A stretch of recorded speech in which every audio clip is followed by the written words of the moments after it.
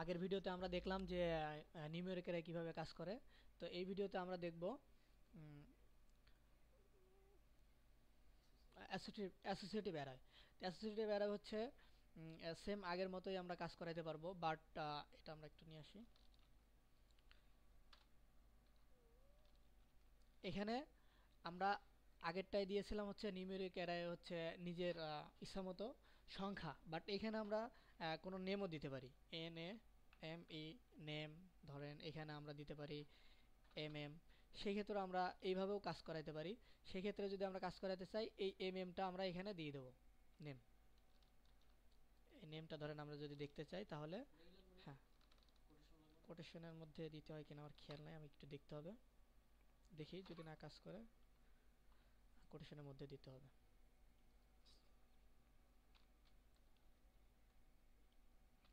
এখন কাজ করবে। আমরা কিন্তু এখন দেখতে পারতেছি যে আগেরটাই দিয়েছিলাম হচ্ছে অ্যাসোসিয়েটিভ অ্যারে হচ্ছে নিজের ইচ্ছা মতন সংখ্যা। এখানে আমরা যে কোনো নাম অথবা কিছু সংখ্যা ব্যবহার করে আমরা দেখি MM তে কাজ করে কিনা। MM তে যদি কাজ করে তাহলে বুঝতে পারবো যে না, কাজ করতেছে।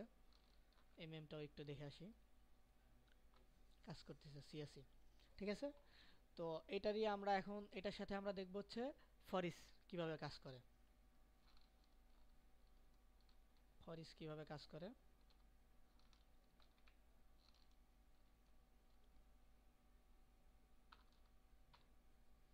ফরিসটা যদি কাজ করাতে চাই এটুকু আমার লাগবে। তো নিচে আসি, এখানে আমরা ফরিসটা ডিক্লেয়ার করে দেই।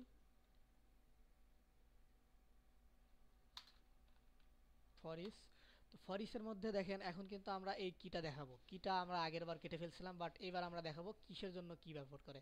এখন আমরা দেখছিলাম ফর ব্যবহার করার ক্ষেত্রে এখানে যে ভ্যারিয়েবলটা থাকে এই ভ্যারিয়েবলটার নাম এখানে দিতে হবে। তো এখানে আমরা M দিয়ে দিলাম। এই ভ্যালু, ভ্যালু কিন্তু আমরা নিজের ইচ্ছা মতন দিতে পারতাম, তো এখানেও দিতে পারি, বাট যা আছে তাও ব্যবহার করতে পারি, অন্য কিছু দিতে পারি।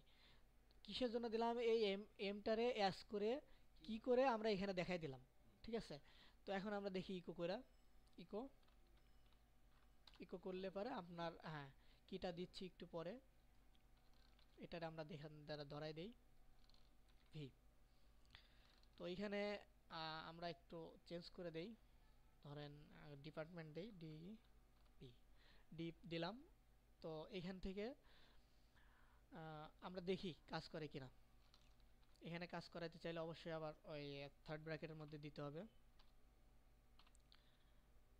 না, থার্ড ব্র্যাকেট না, এখানে হচ্ছে আপনার এই কিটা নিয়ে আসি আমরা, কি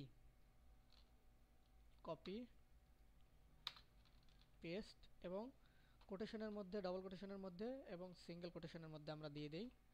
ধরেন যে একটা সংখ্যা দিলাম, এটা এই নেমের পরে চাচ্ছি আমরা এই লেখাটাও আসুক, সেই ক্ষেত্রে আমরা এটা ব্যবহার করব। আমরা একটু আউটপুট দেখে আসি তাহলে বুঝতে পারবো। আউটপুটটা দেখে আসি, দেখেন নেম আসলো, শরীফ আসলো, কিন্তু আমরা কোনো ব্রেক দিই নি। যদি ব্রেক দিতাম তাহলে কিন্তু অবশ্যই কাজ করতো। একটা ব্রেক দিয়ে আসি,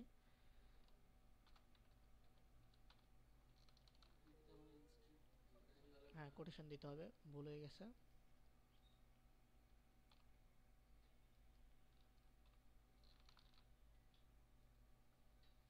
এখন দেখেন আমরা দুইটাই কিন্তু ব্যবহার করতে পারতেছি। কি ব্যবহার করলাম, আমরা নেম নিলাম, সে নেমটাও দেখতে পারতেছি এবং কোন ডিপার্টমেন্টে আছে সেটাও দেখতে পারতেছি, সেটা কিন্তু এখানে আমাদের দেখাই দিছে।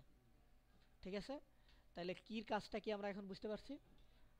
এখন নিজের একটু ট্রাই করেন, এটা ছোট ছোট করে